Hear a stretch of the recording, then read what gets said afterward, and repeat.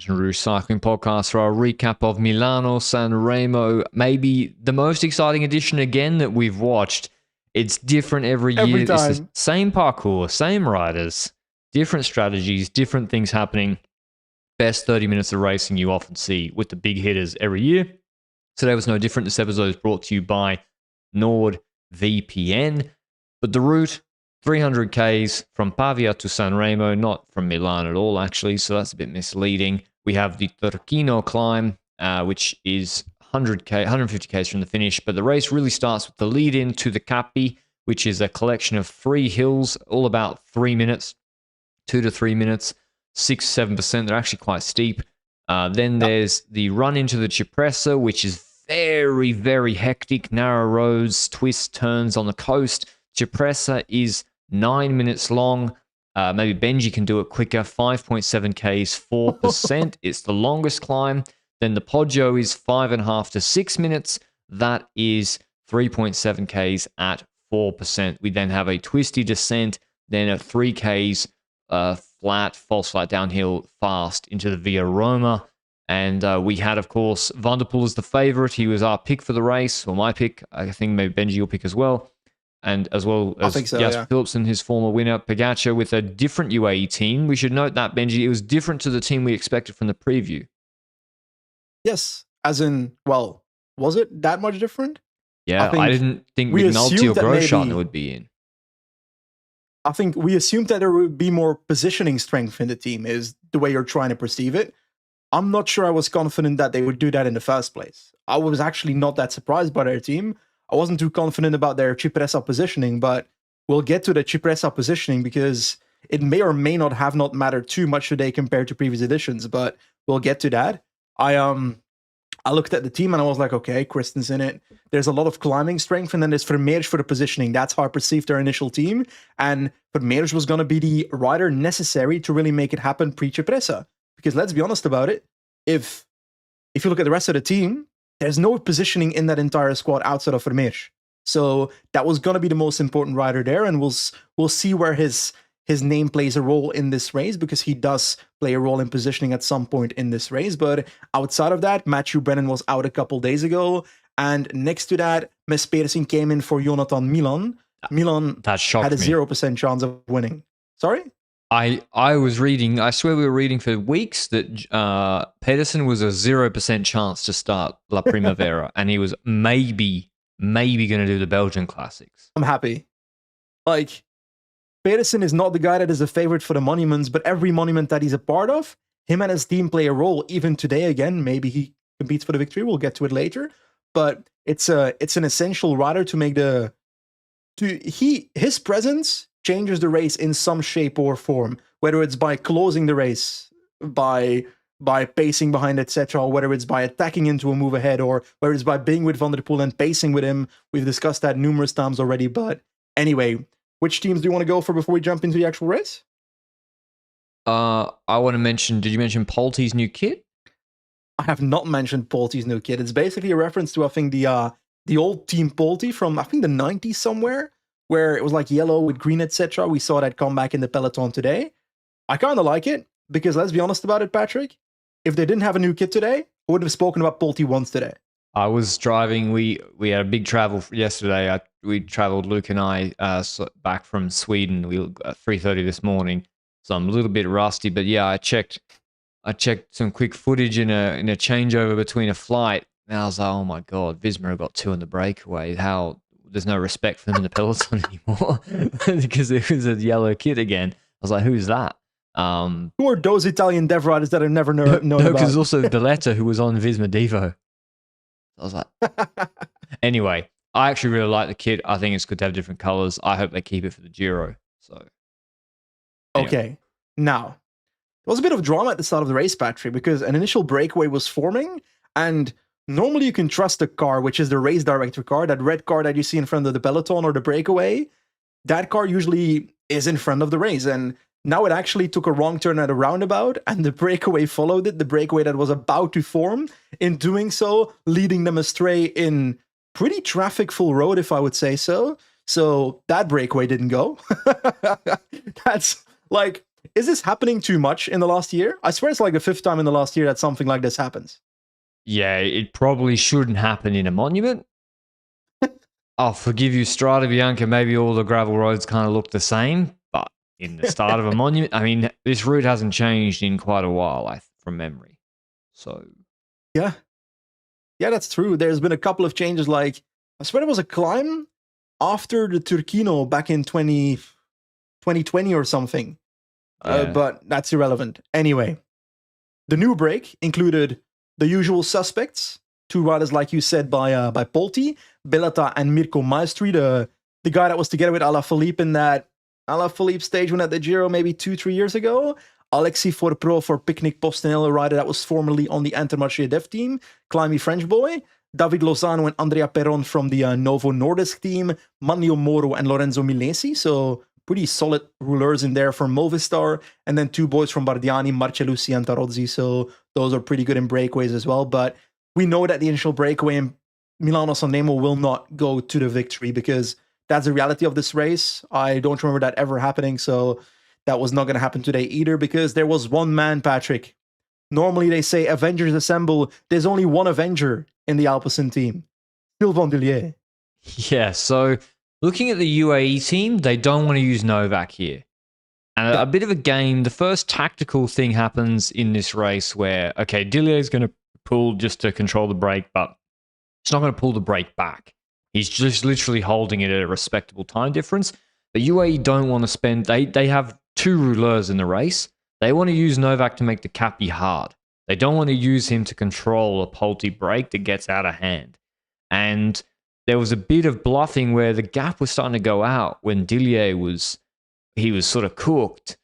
And yeah, then they had to use Novak, and they actually started rotating Novak and Vermeersch in the positioning and Großschartner before the Capi. And listen, you know, that's where we're like, maybe have Rui Oliveira and not Großschartner for that. That's a fair assessment. And it's also like, we know the Capi is already a little bit important. We don't heavily discuss them in the previews maybe, but the first 2 are not that big of a deal. The third one, the Capoberta, is actually 2 kilometers, which goes up to 7-6% in places, and that can matter, but I've never seen the Capi, maybe you disagree with that, as a place where you can drop half the peloton. To me, that's a place where, because it's such a wide road, despite the gradients, it's too straightforward to make it extremely tough, but you can apply some attrition to the group. In doing so, maybe making the fight for the Cipressa a bit lighter in terms of positioning, but I'm not even sure I believe that, because then you're losing a rider that you're spending on the Capoberta. So how do you see a future where a Capoberta could play a role? How does that play a role on the Cipressa? Does it? Nah, I don't think so, really.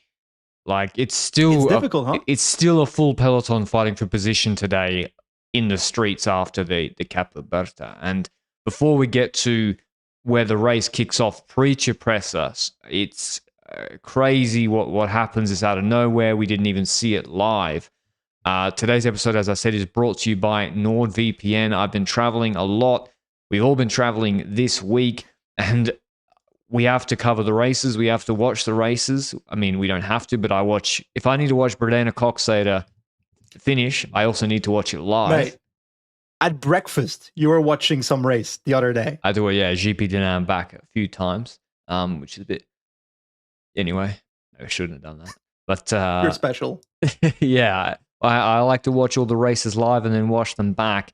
And I'm constantly connecting to hotel or airport Wi-Fi, etc. The problem is that those public networks aren't always very secure, which is why I've been using NordVPN. And so wherever I am, I can watch those races on my subscription of choice. A VPN encrypts your internet connection and routes it through a secure server, which helps protect your data and keeps your browsing private. And I find it especially useful when traveling because it lets you connect through servers in different countries. One NordVPN account also can protect up to 10 devices, so you can secure your laptop, phone, tablet. Benji's got about 20 different devices. So maybe he might need another subscription, but 10 devices is more than enough for normal people like you and me. To get the best discount on your NordVPN, go to nordvpn.com/LRCP. The link is in the description down below. Our link will give you 4 extra months on the 2-year plan. So that's quick maths. 4 extra months on the 2-year plan. It's a pretty big chunk of extra months. There's no risk as well with Nord's 30-day money-back guarantee. Go and check it out through the link down below. All right, what have you done the forensic analysis of what actually happened in this crash? Well, I think we need to talk about an earlier crash before we get to the crash you're referring to. Mm-hmm.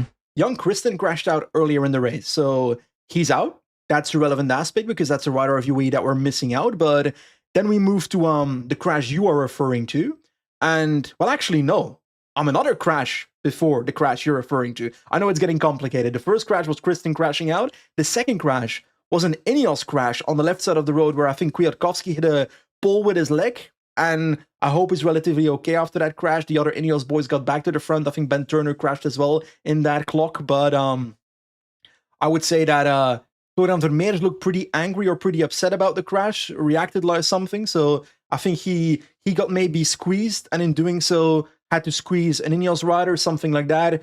It's a race incident. That's the reality of the situation. But then I would go towards the copy before we get to the crash that you're referring to. I know I'm postponing it. I'm sorry. It's not for watch time or stuff like that. I want to get everything out, Patrick. But we see Vermeers positioning UAE and Pogačar and the whole team of UAE in the copy. And I would say that so far, that's fine. But hypothetically, if whatever happens afterwards doesn't happen, will Vermeers be the man that positions for the copy and both the Cipressa? What were your thoughts at this point? Well, no, I thought it's impossible. You can't. You can't do the copy and the Cipressa lead out in a full peloton. You need 2.5 rouleurs fresh to do it, to actually enter in front. And no, I was like, Vermeers and Novak are not going to be there. And so it became an immaterial point because there was there was Cipressa positioning battle. We go through a little village. The road's twisty. We see that UAE have gone on the left-hand side. They've parked up on the left the whole time. Alpecin, you have to say, not as dominant on they have dominated front right in Sanremo from the last years I can remember, with like 4 Urukai around Van der Poel. That was not my recollection today. It was Decathlon and Ineos front right. Is it also partially because I swear we both read the Alpecin start list before this race started, and we're kind of like, okay, that's a slight bit lighter than I expected it to be. I maybe expected, I don't know who I expected in the team, maybe some of the riders that have left to be relevant to the potential lead out towards the Cipressa and the Capi and so forth, but you're right. They were light on the ground. They were trying to position themselves, not solo, trying to keep them at the front by the team, but also trying to follow other riders. And it was kind of the same way. I feel like Visma at a certain point was also behind UAE, kind of. And this all becomes relevant because, Patrick, with 32 kilometers to go, the most eventful moment of this race happens. We see a shot of people getting up after a crash. And in those people is Wout van Aert, multiple Visma riders involved, Binyam, and then 2 seconds later, my brain goes, that's a rainbow jersey, Patrick. Yeah. Tadej Pogačar is down. And am I wrong? But on the right of my screen, it looked like Mathieu van der Poel was getting up in the distance. So yeah, Pog goes down. I haven't seen the overhead. I'm not sure there is. It might be blocked from the heli, but it looks like either Del Toro or someone on the inside of him understeers and pushes Pog a bit right through a left-hand turn through the village. Pog then chops himself. Pog goes down actually the hardest of anybody except Søren Kragh. Søren Kragh goes down very hard, but Pog goes down really hard. But he crashes well. He does crash well. He keeps his arms tucked, doesn't extend his arms, and so it looks like just skin off. But yeah, Van Aert has to change bike. So his bike's done. Jorgensen gets back up. He then has to change. He has a flat afterwards, so he has to wait. But Pog, he's a bit in front, so he doesn't have to change bike, which is crucial. Yeah. I think if he has to change bike there, he can still come back, but he can't attack on Cipressa. Yeah, I fully agree with your take there, but go ahead. Pidcock was the biggest rider that didn't crash. Literally, Van Aert, Van der Poel, Pog, all crash. And Van der Poel was to the right. He got the ricochet effect, and he grazes his left hand pretty badly. Pidcock was involved in that Ineos crash in some sense, or was that just his Camp bike Ruby acting up? That was... I feel like he might have been stopped. Yeah, it was Q365 and Ineos jostling that caused that crash. Yeah. But you're right. Anyway, Pidcock was not in that big crash of the I was gonna say GC favorites, but there's no GC at Milano Sanremo, the favorites of the race. And I'm trying to recollect the exact order in which it all happened. And at the front of the race, we basically see the peloton still doing the lead out now to the Cipressa, because we got a highlight. 32k to go is about 5 to 6 kilometers below the foot of the Cipressa. The most important positioning battle of the race is how we would have previewed it before this crash happened in the first place. This throws everything around, because from the helicopter view, we see the peloton at the front, then we see a gap towards Alpecin pacing in the second group, which that's Mathieu van der Poel, who seemed to be potentially bleeding on his hand a little bit. Maybe I was imagining that. Then a tertiary group with Pogačar. We didn't see much of his return, I felt like. He had a team with him, multiple riders who waited directly when they saw the crash happen. I assume they were still within the team cars in some places. But Wout van Aert looked in Narnia, because with that bike change, I generally said out loud, I was doing a bit of a watch along with multiple people here in front of a TV, and I was like, race is over for Wout. I don't expect him to come back, because he must have lost quite a bit of time there, right? Yeah, because the problem for Van Aert is he's not with Pogačar. So the race will stop on Cipressa. It's possible to come back. But then is Pogačar going to go on Cipressa? That was what I was also thinking at the time. I was like, is he really going to have the ability now after the crash to go on Cipressa? And if it stops it, and is he going to... Is going to be able to drop everybody, or everyone but 2 guys again? I was thinking, do UAE just shut it down, try to keep numbers and go on Poggio? I was also, to be honest, when I saw the crash and I saw his side and his back being scratched up, like, he didn't look like he had fractures or anything, but like visible wounds and visible cuts in the cloth of his jersey. I thought, okay, he's going to have to mentally come back from that a little bit.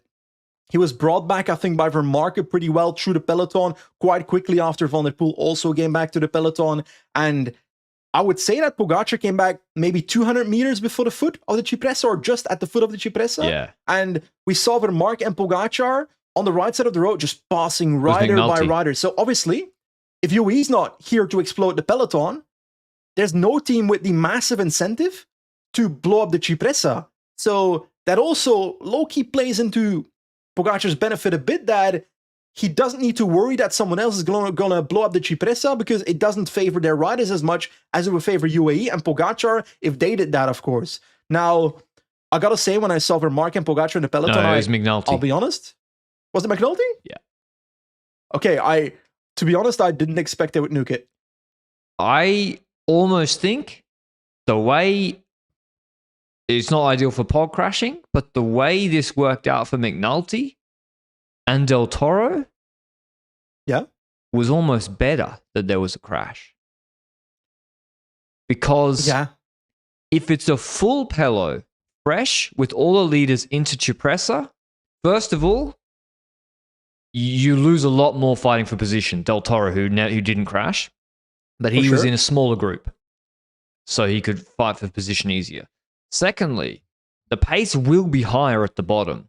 Tarling was soft pacing, and it's a bigger group. It's harder to move up. It gets blocked in the corners, and there's still someone's going to still set a pace. So, like you said, Tarling was not really pacing, and so McNulty, he almost came back for free. Yeah, that's true. That's true, but also there's limited incentive for those teams like Ineos with Ghana. They don't want to explode the Cipressa either. They want a steady tempo towards the top, and I'm not surprised that they then just do a tempo that Ghana can hold, etc., while Pogačar obviously can climb faster and can return in the process, especially with the help of McNulty then. But when they hit the front, when McNulty hit the front with Pogačar in the wheel, and I saw Del Toro sitting in 4th position, I started getting doubtful. I was like, okay, they might nuke it. It's still 3.5k to the top, 4k to the top. There's still space to do it, because remember, in previous years, the lead out wasn't perfect either. 2 years ago, it was Covey leading out the first kilometer, and then Wellens getting to the front end Del Toro and doing some tempo. This time, last year, it was Wellens and Pogačar being at the front first, and then Narvaez coming to the front to do the continuation of the lead out. So every lead out they've done before was also botched, to the point that if you have a botched lead out again, you can still get the same results as last year. What I did not expect is what followed, because maybe you were not surprised, but I did not expect 3 riders only being left over after a Del Toro Pogačar attack. I thought Del Toro was going to do the drop the wheel gimmick as well, because he was jostling the wheel of Pogačar, trying to keep Pidcock and Ganna and Van der Poel off the wheel, and I thought, oh, they'll do it like that. But then he did the lead out, but later. So in the Narvaez corner, they waited later. Pogačar goes, Ganna's on a gap straight away, almost straight away, but Pogačar doesn't get the immediate separation he got last year, but eventually it is just Pidcock and Van der Poel. There's no Vismas. I don't know whether Gregoire was in the crash or not. I didn't see him. Yeah. Pedersen was... I think Trek did it right. I think Trek showed what the strategy should be probably for future years, but Pedersen just follows with a teammate they just go as hard as they can go with a teammate. Yeah, and to be honest, the continuation of the Cipressa, we'll get to Little Trek in a second again after the top, but it's those three riders continuing, and it looked at a certain point that Pogačar didn't have much left for an attack with 1.5 kilometers to go, but then we saw, I think Pidcock taking over looked very good in the wheel of Pogačar on that climb. I was super impressed, kind of expected it because Strade Bianche showed he was strong, but his mechanical in the descent where Pogačar attacked took his opportunity for the victory away. I would say that Van der Poel, I felt like he was a little bit gassed towards the end of the Cipressa. Couldn't tell whether he was bluffing or not because he pulled, right? Before Pogačar attacked him again, he pulled. So I thought, why would you pull if you're cooked? Same last year, by the way. Yeah, same last year, and also last year's situation where he was always under control. You want Pog to pull. You want Pog to think he can win this way because Philipsen's done. There is no Philipsen. So Van der Poel also. He's also invested so much now, he's not going to drop guys in the group behind on Poggio if it comes back. So Van der Poel, yeah. I thought he was trying to bait Pog and Pidcock to work with him so he could do last year rinse and repeat. Pog does the descent of Cipressa full, Pidcock is in the wheel, Pog's not looking for a turn. That rips the gap Risk-taking. Pardon? They were risk-taking by Pog, in my opinion. He was taking full risks because also they do have to invest a lot in the valley between the two climbs compared to Domestique's behind. Yeah, especially because last year the gap was also bigger towards the top of the Cipressa, if I recall correctly. I swear the gap was more than 40, 50 seconds or something in the valley at a certain point. And this year we're talking about 30-ish seconds when we reach the top, which means that going into the downhill, maybe going to 33. The question is, can Little Trek behind organize? Because they've kept together with Vatsik, with multiple riders, including Pedersen then as their leader for the race, despite just coming back from that collarbone injury. And I was super impressed by that, especially because we discussed this off camera before we started the podcast.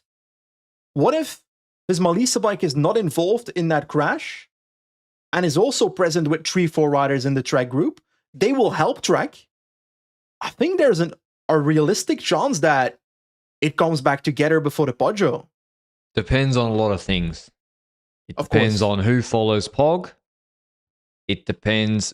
The gap started to come down actually really fast in the 4Ks towards the Poggio, because remember the difference last year? Those guys with Ganna. So Ganna versus Pidcock, that's different.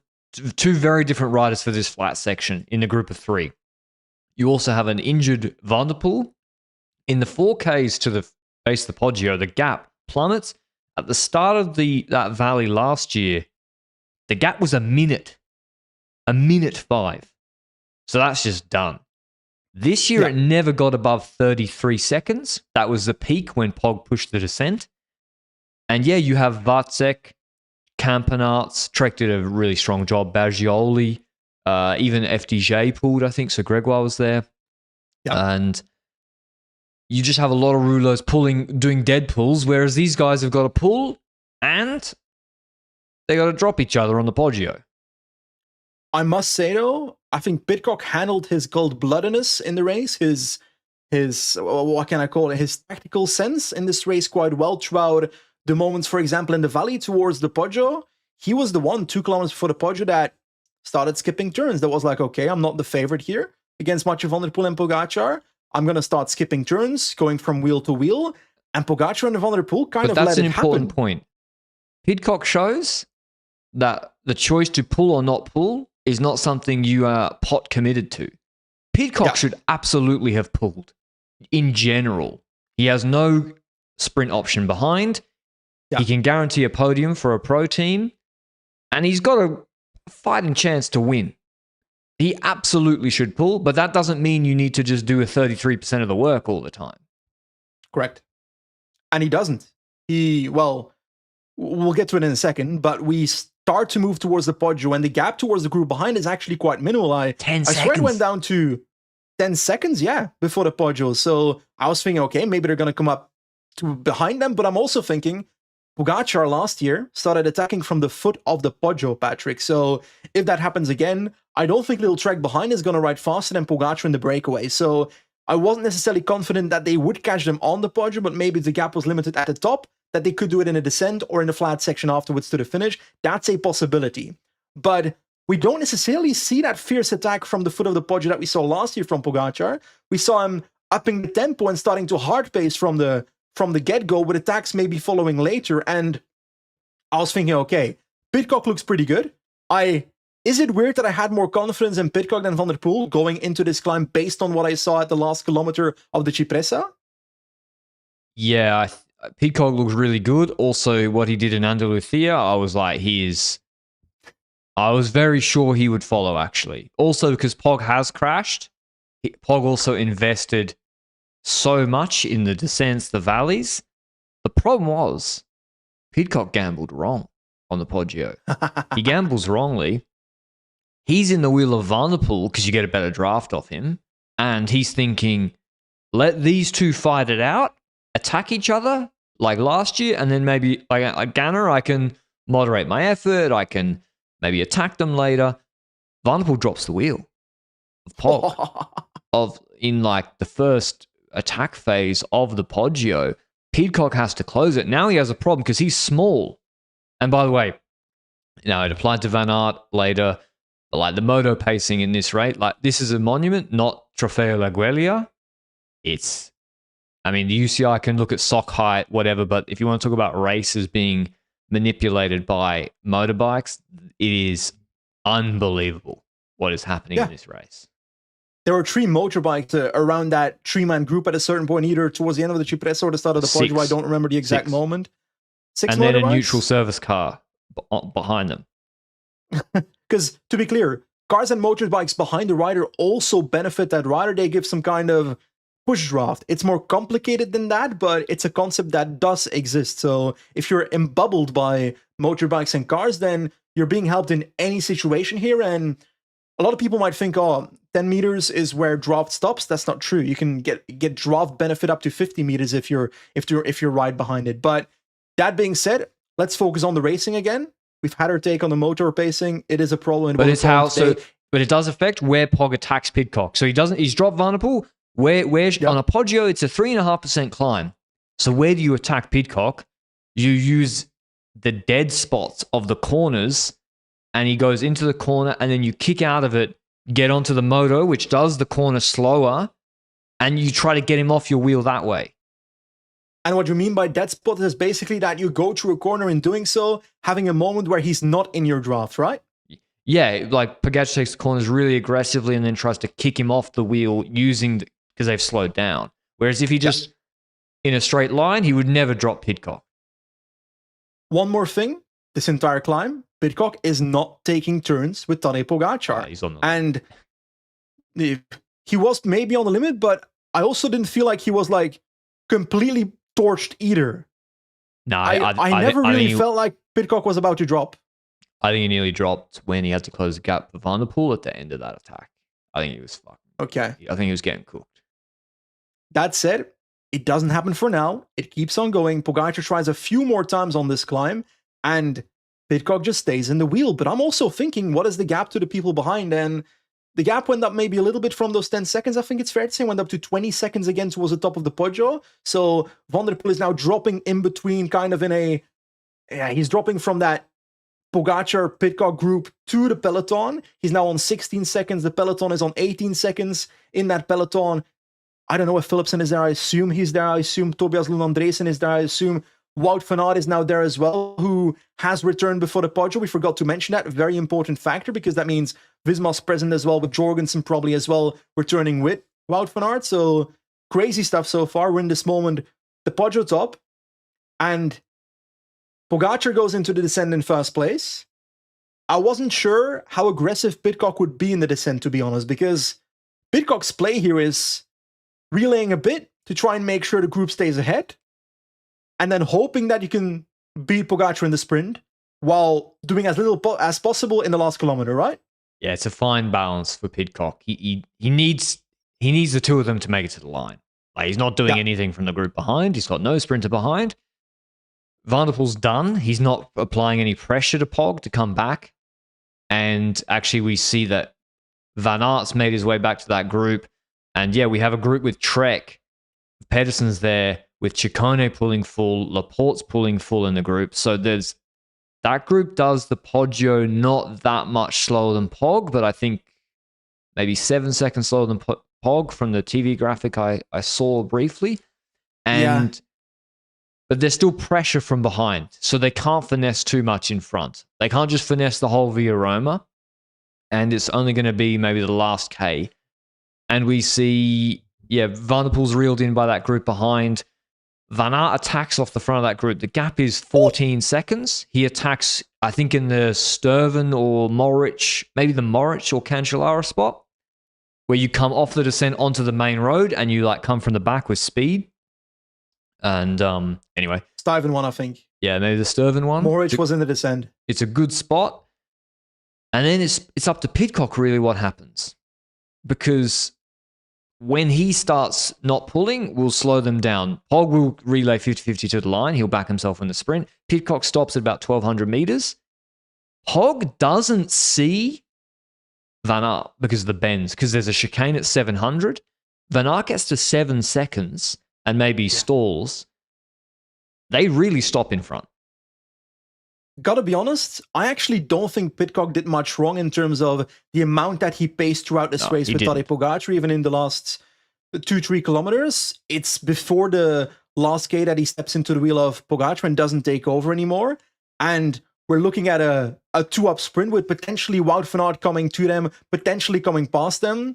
But it's when the sprint starts where there's an intriguing aspect there, because it felt to me like with about 300, 250 meters to go, Pidcock was with his front wheel on the right side of Tadej Pogačar, and did it look like he was trying to trigger him to start sprinting too early? I'm not sure. I think Pog, the gap wasn't close enough that Pog felt any pressure to launch before he wanted to. And that's the problem. If there's any criticism of Pidcock, it's that, like we are discussing, and this is not Figueira Champions Classic with Aaron Baru. It's a fine balance. When you think you have the weaker sprint and you want to get an advantage, you actually need to play it so that the pressure from behind is so close that you might actually get caught, and then Pog actually has to bring you up to speed earlier. But that's such a fine balance. That's really that is PlayStation stuff. Yeah. And but Pog does launch when he wants. Good initial kick. Pidcock is straight in the wheel. It's not like he gaps him off the wheel. I thought Pidcock was going to come around at a moment. Was Pidcock's front wheel stuck on the wrong side of Pogačar's back wheel when the sprint started? It was on the right. It looked like he had to go back and around. He did have it positioned on the barrier side, but I was like, no way he was going to jump the inside on him. Because if you jump a guy from behind, you jump and then you box him. Yeah.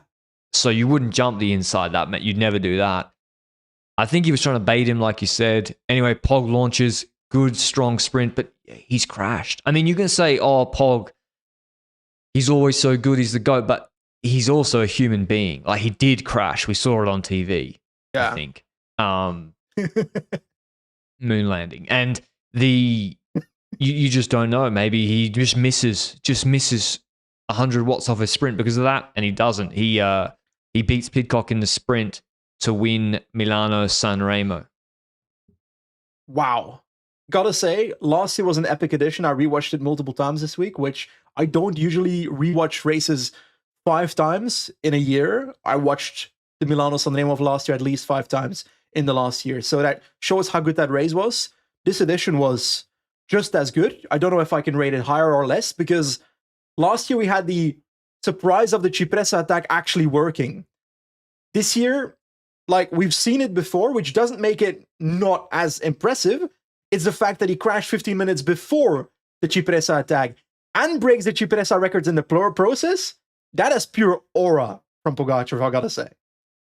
It is a crazy performance. It's more, even if he'd won last year, or he wasn't really close last year. Also, this year, to be honest, the commitment to their plan that he was going to brute force it. Yeah. Because there was a jumping off point. When you're coming back from the crash before the Cipressa, there's an off-ramp there to say, hey, guys, let's play the numbers on Poggio. It would have been almost the rational thing to do. But they stuck to the plan. McNulty moved him up. Del Toro launched him. He did all the work. Despite the weather? The what? Despite the headwind? Oh, I'm not sure it was that strong headwind. No, it wasn't strong, but like there was light headwind. It wasn't a 30 kph tailwind either. Yeah, the immediate reaction then is, it's better for sprinters, etc., which relatively yes, but it doesn't mean the opposite can't happen either. And we see that again today as well, where it was very limited wind, let's be honest about it, but if you're Pogačar, then you can brute force it. We saw that on the Cipressa. It was super impressive, getting 3 riders over the top. I expected it to be more. And but then on top of the Cipressa, he also has another off-ramp. What do you mean by off-ramp? Well, I just crashed. I just pulled. I didn't drop you. I have Del Toro in a small group behind. Reset. You mean a potential excuse?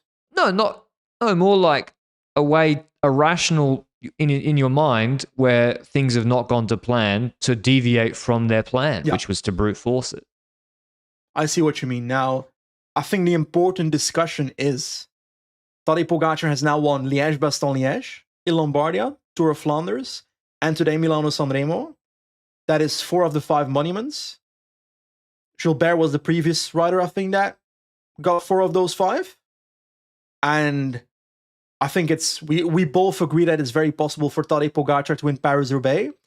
Does much of Van der Poel's performance today, after the crash, of course, dropping so early on the Poggio, does that impact how we will feel about Van der Poel going into Paris-Roubaix next month and Tadej Pogačar as his competitor for the potential completion of the 5 monument sweep?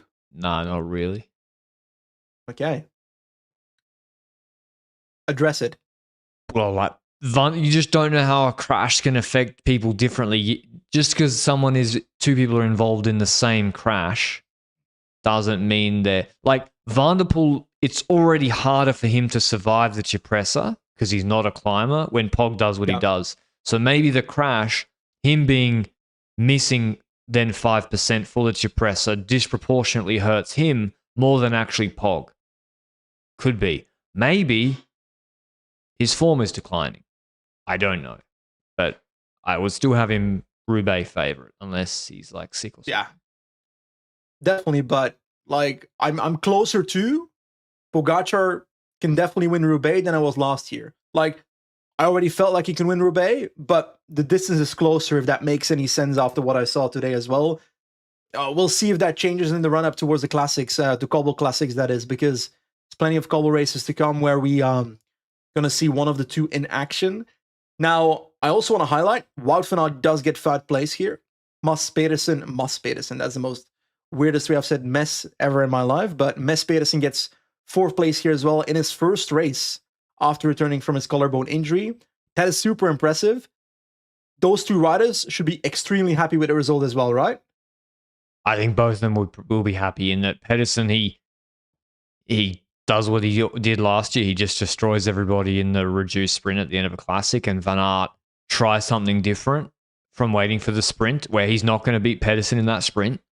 But he has the engine at the end of a 300k race to hold off a chasing group.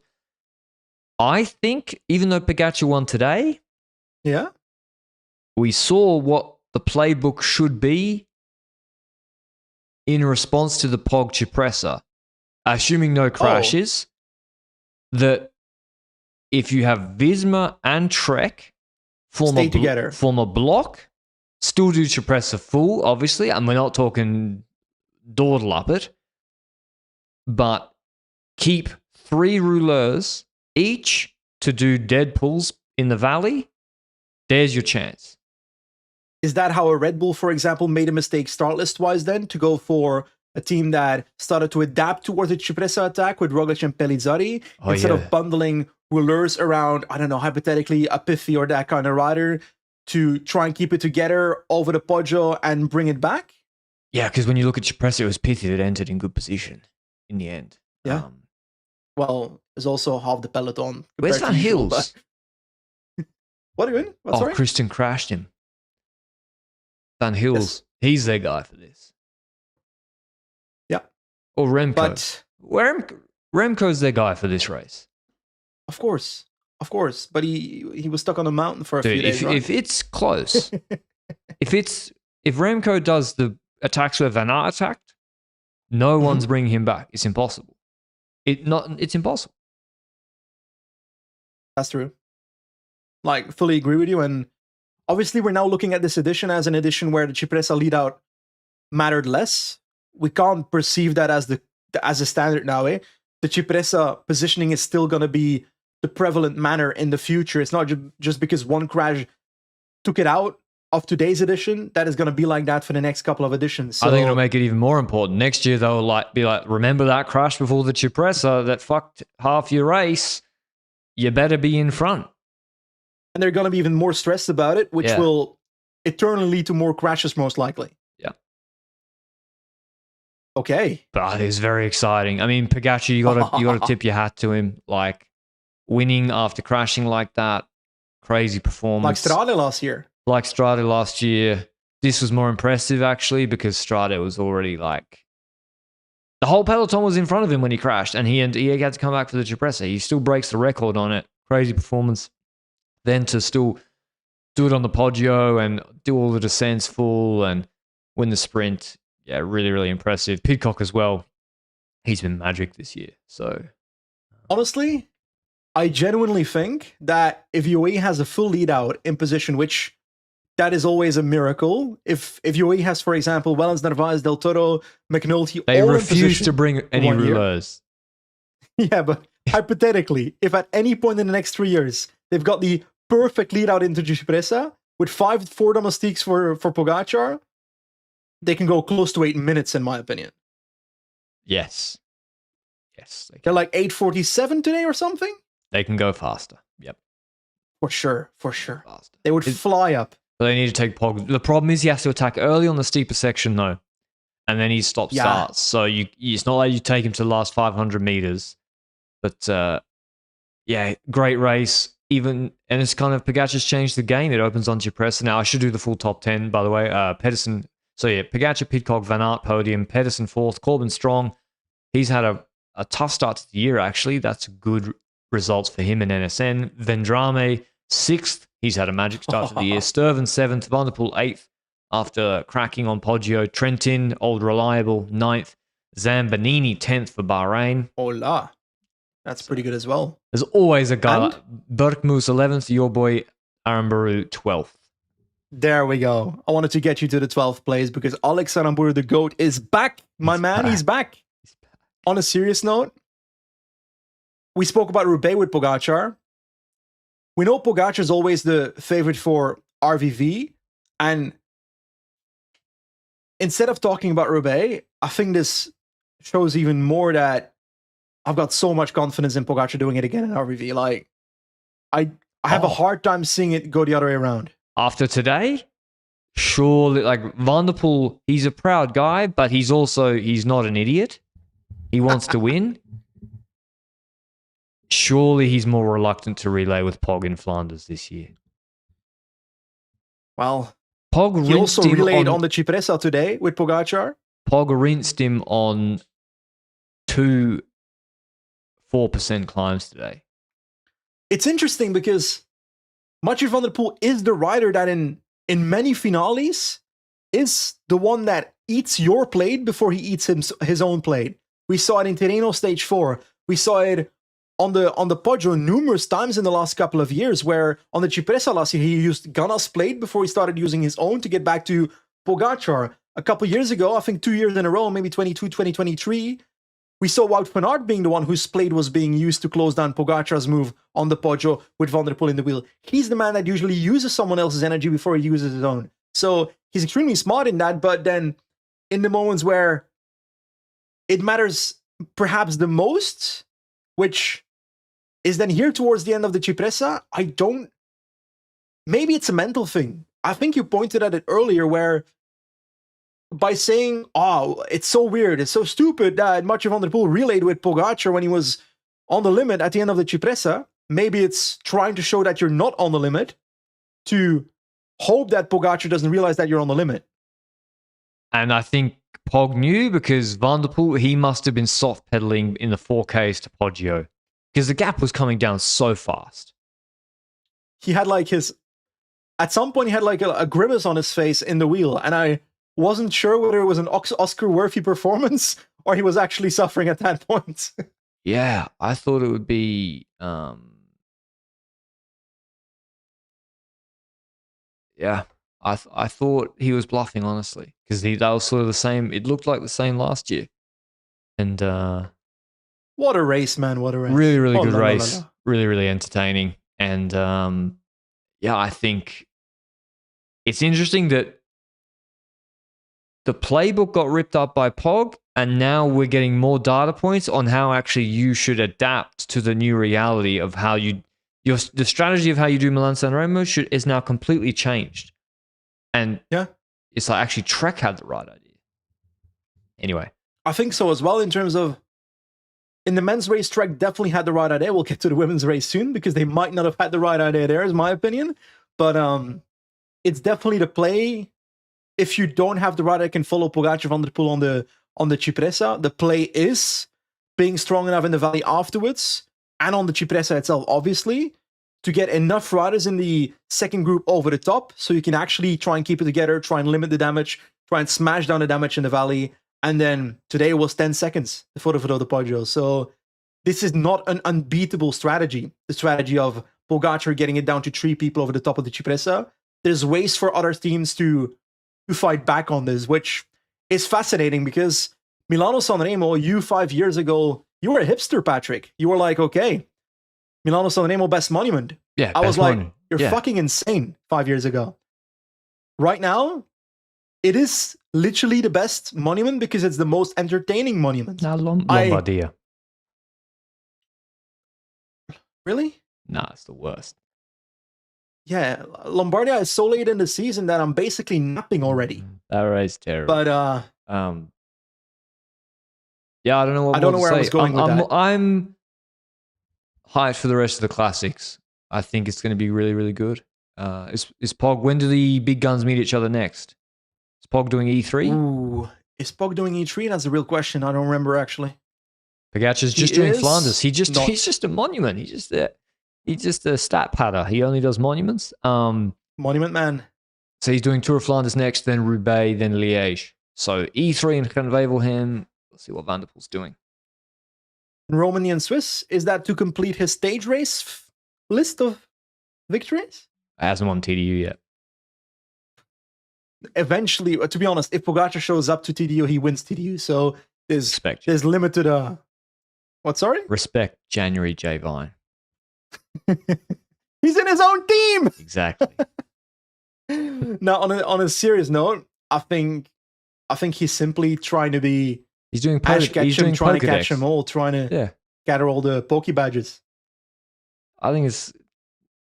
Anyways, Roubaix I'm hyped for. Okay, that was men's Sanremo. It was good as usual. And yeah, congrats to Pogačar winning in that fashion. When he crashed, I thought, good night, Irene. The women's race, it's the same final. It's just 140 k's less. It's 160 k's long. Still a long race. in the context of the other parkour across the year.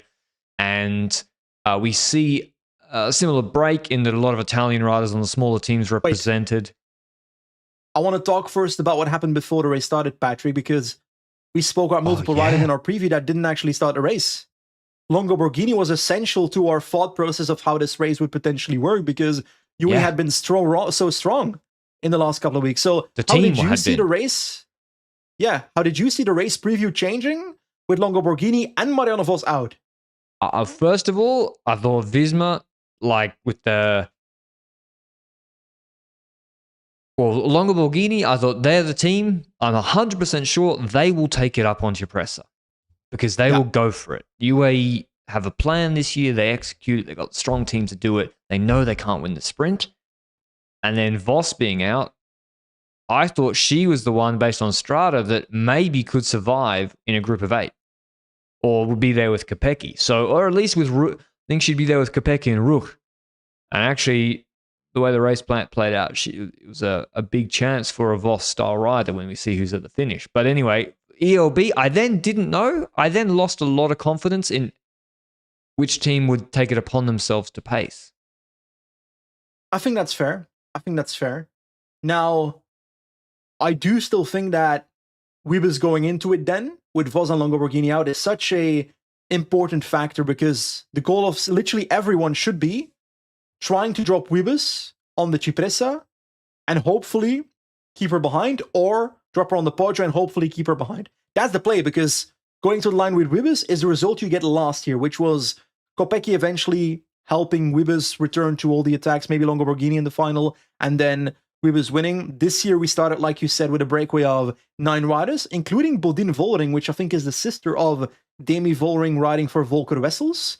So this 9-rider breakaway had a gap of 3 minutes for the majority of the race, started reducing towards the relevant portion of the race. And when I started vibing and started watching the broadcast, we entered the copy, and the breakaway was basically about to be eaten up. So it wasn't going to play a massive role in the race, but I would say that the Cipressa was really where this race began. The copy there was simply everybody trying to position himself all over the road, catching the breakaway. That's how I perceived the race, but Little Trek is the team that took control of the Cipressa, and this is where I have a problem, Patrick. You're a problem. I'm spoiling it, but the entire strategy of Little Trek is trying to set a stable tempo on the Cipressa and the Poggio to try and get Balsamo over these climbs, trying to make sure she doesn't get attacked and dropped, and miraculously, in the process, find a way to drop Wiebes. This is always a losing strategy. It's not going to happen. What's the point? Instead, put a roster up with rolling attacks, stuff like that. Try and find a way where UAE, for example, spoilers, in the final of this race, has multiple riders in a decisive group. Yeah, but they You're also... not going to tell me that. They play it pretty strange, I've got to say. But we'll get to that. We'll get to that. We'll get to that, Patrick. We'll get to that. To me, it's insane how Trek takes on this race. There's no evidence that Balsamo climbs on a 4%, 5% climb like this much better than Wiebes, right? Worse, in my opinion. Her shape this year's not been that good, as you say. So I agree with you. But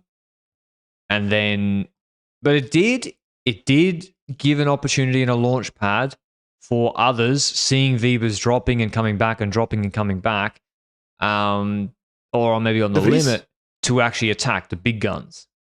Yeah. Visma, for example, was the team that on the Cipressa started rolling attacks, and I enjoy this strategy of Visma because They got no Vos. It's accepting the reality. First of all, what else are you going to do? You don't have Vos. So you got to try and find a way to get yourself ahead, get yourself into a situation that you're ahead of the race, and hope that you find yourself in a group that goes to the final, is how I perceive it. The Vries attacks here early on the Cipressa. Trek's the one that's controlling and technically doing the work of his D-Works. If you're Trek, you want his D-Works to do that work, in doing so isolating Wiebes. So Trek is helping his D-Works every step of the way. But the peloton's basically in the wheel of that attack of the Vries, so that's not going anywhere. And I swear there were a few attacks like that by Visma, but Kasia was the biggest entertainer, I would say, on this Cipressa, because Niewiadoma attacked, I think, the first proper attack on the Cipressa, with the likes of Kim Lecourt-Pinar, and 3 others in the wheel. And this is where we saw Wiebes struggling. Like, initially at the start, she was well positioned. She started slipping a bit once that Kasia attack came, to the point that she was moving towards a second segment of the peloton with a gap in between. So the Kasia, Kim Lecourt-Pinar, and 3 others, they had a bit of a gap. But then the tempo drops because they're like, okay, we're now ahead with 5 riders from 5 different teams. Why should we relay with each other now that Wiebes is behind? You probably should. Because the favorite, Wiebes was the favorite, I would say, at this point. The favorite is behind. Try and keep Wiebes behind. And that's not really what happens. They don't necessarily start that relay. And it comes back together. Wiebes comes back together. And then the second attack comes from Kasia. And Wiebes is now on the ropes again. She starts moving backwards. And then a third attack comes. And that's an EF rider. It might have been Rug. I'm not completely sure, if I'm being honest. I'm not sure if I saw the Swiss bands on the shoulders. But Wiebes is once again on the ropes. And again, Patrick, the tempo dies. And Wiebes returns. And we're now a kilometer from the top of the Cipressa. No in attacks from Visma. So Visma has a clear strategy to try and roll attacks and get away here. But are you surprised by how the other teams are willing to make moves like Kasia and so forth, but then there's limited cooperation from other riders in that group? Like, Kim Lecourt-Pinar didn't really look like she wanted to collaborate with a 5-women group there that much. A group of strong favorites getting a gap and continuing is much more realistic in the women's race than the men's race. Much more realistic. Because the difference in climbing level and the speed is a bit lower, so the draft is marginally lower. Like, that's how you beat Wiebes. And you have this... Yeah, Wiebes is not beatable. Impossible. If she's in the group, you will lose. And so it makes the choice quite, like, binary. But then... So, yeah, it is surprising. You think KLCP, she'd take her... Unless she's on the limit, maybe. But... You'd think, yeah, she'd take her chances in a small group sprint. Rug would take her chances in a small group sprint. The problem is Kopecki's not... Where was Kopecky at this point? I don't know if she was within the 5 or not. I'll be completely honest. I don't have every single one of the names written out, and I was watching on a very tiny screen, so I'm not completely certain. But even then, you've still got 4 riders with Kopecky. SD-Works' strategy is simple, Patrick. SD-Works is trying to keep Wiebes as their sprinting option in that second group, and Kopecky is the one that is trying to jump with moves, but not relay with them. Because she wants to disturb that and keep both riders in play. SD-Works playing a perfect game, right? Yeah, I mean, SD-Works they got the fastest sprinter, and for Poggio, they got a rider that probably can't get dropped, who's also going to be the fastest in a small group. So they got the perfect team for it as well, especially with no Voss, who can sometimes beat Kopecky in a small group sprint. But yeah, But then there's a huge crash on the descent, high-speed crash when Kasia was pacing. And how did she miss the corner, right? She just overran the corner. I think she overran the corner. She hit the railing quite hard, but what disturbed me even more is 2 other riders that crashed even more severely, is what it seems, where I think Margot Vigie, maybe by Visma Lease bike, went straight over the barrier into like a, sorry for abusing your term in a different way, into an off-ramp of that descent, which was... I don't really count in feet, but if I had to guess, 12 feet. I don't know how long a feet is, but that's the height I would appropriately guesstimate it as. So quite a serious fall. She looked to fall on her behind or her back, and from that height, that can be quite disturbing, to the point that can lead to a serious injury. But she literally just walked it off, got back on the bike, and started riding. I was shocked. Niewiadoma didn't look great. Kim Lecourt-Pinar was involved.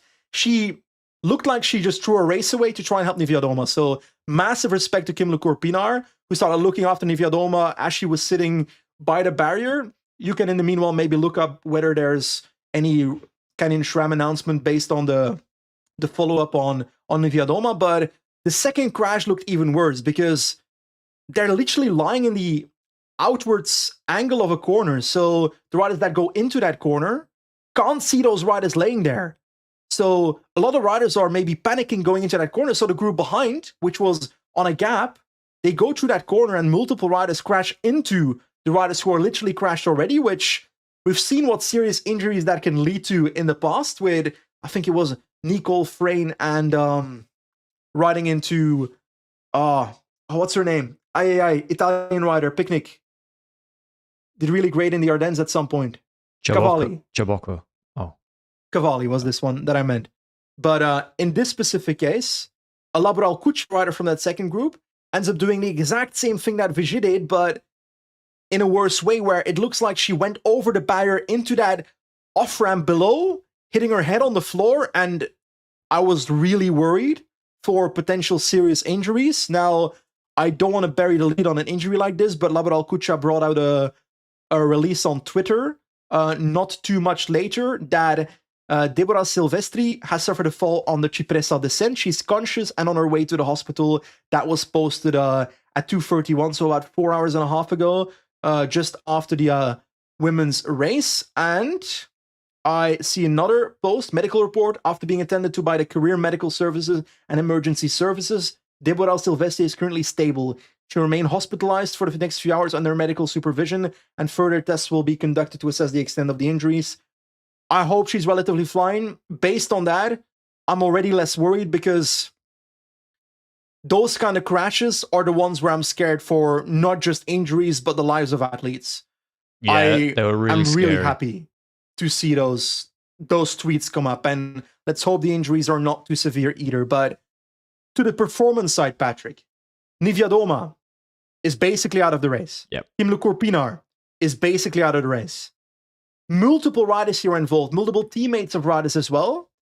This leads to the front group being Blancavash, Kopecky, and Wiebes, with maybe 5 other riders, then a larger group coming back to that. But SD Works is in complete control. Voss is facing the valley, Kopecky's there for the Poggio, and Wiebes is there. So what happens towards the Poggio then? Then there's UAE are going to have to try to do something on the Poggio. They got no sprinter, they got no ELB, they got climbers like Vladarchik, and yeah, SD Works are just going to follow. Like, Kopecky's going to follow a small group, and then Wiebes will go at her own pace, and that's exactly what happens. There's some attacks from Noskova on Kofidis. Puck Peterser, she wants a smaller group that she can sprint from, in the way that she won the Tour de France stage, the Liège course, I think. And that's what happens. She forms a group with Nomi Rook, who's been outstanding this year so far, especially in, she won TDU again. She was 11th in Strade, top 10 Binder, 7th in Cadels, and she'll back herself in a sprint. She follows with 2 UAE, Gasparini and Vladarchik, but Kopecky. The difference is, and Peterser as well, but they get to the top of the Poggio, decent enough gap. Yeah. Rug will pull, because she'll back herself. For sure. I mean, if you watch the corkscrew stage, she pulled with 3 UAE riders attacking her, and she beat them in the sprint. She's happy to go for a sprint, play it out. Peterser should pull, one would think, a little bit. Yeah. Then 2 things happen that I didn't expect. Kopecky gets to the end of the descent and says, rotate with me. I thought she was going to sit on and block, sprint if it came down to it and win it, but still play the card of Wiebes behind. She wanted to win today, it seemed. Yeah. Because Wiebes won last year with her help. I noticed, I was like, okay, she's in a perfect position to use Wiebes in the second group as her card to not have to relay in this front group. That said, I'm going to bring you to the second thing that you were about to say. UAE's strategy in the last 3 kilometers was questionable. There's an angle to it. We'll get to it in a second, but they have Lodarchik basically pacing at the front of the group for the majority of these last 2 kilometers, with Gasparini sitting in last while skipping turns, so Gasparini is saving energy. I thought, maybe for an attack, because the logical strategy, when you're with 2 in a group of 5, where you're not the fastest sprinter, not even the second fastest sprinter, then, on paper, you roll attacks with both your riders. In this case, they pace with one, and they sit up with another, either to sprint or to attack. Turns out it's to just go to the sprint with Gasparini. I think that's a mistake if you're trying to go for the victory. Is there a way we can excuse it by saying they secured 2 places in the top 5 by doing this? Oh, it was very strange. Why would you make one rider who is maybe the strongest all-round rider and can't sprint just control, basically do all the pacing for Kopecky and Rook to battle out for the win? Like you got to throw in one attack from, go to the back, a couple of rolling attacks. I think Gasparini should have attacked. Yeah, she backed her sprint, but like her sprint's not the same level as. She's never going to win this race. She's never going to top 2 this race, most likely. Something can always happen. Maybe 1 out of 10 chances she can get a top 2 in this race. They had a proper gap too. They won by 10 seconds. Then you should play better cards. So I was surprised they didn't attack at least once or twice, just to even up the odds a little bit. To maybe let Gasparini sprint against a more tired Rug and Kopecky. Anyway, Kopecky leads it out.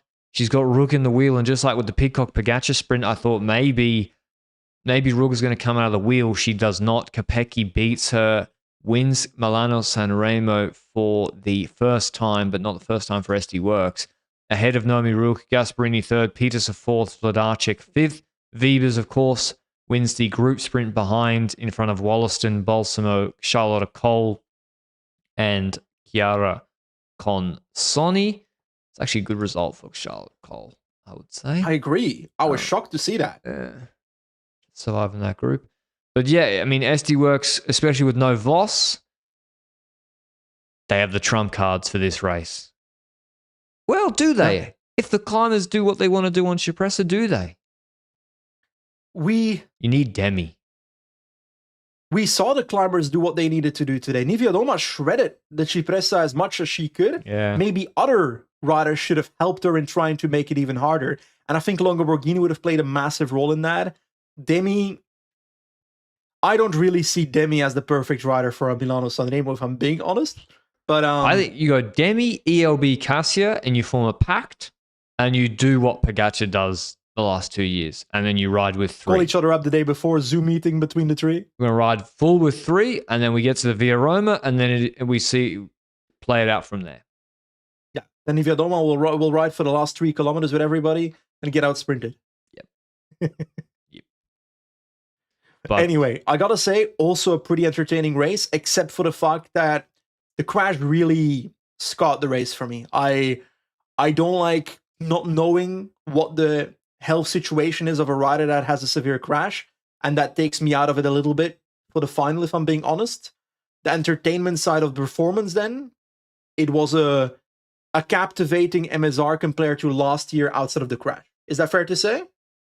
Yeah, it was a good addition again. Great addition to the women's calendar. I'm glad they have it, and yeah, I'd like to see Demi back. Shane Voss wasn't here. I'd love to see ELB. She was in such good form, so it's a big shame for her. But yeah, that was the racing this weekend.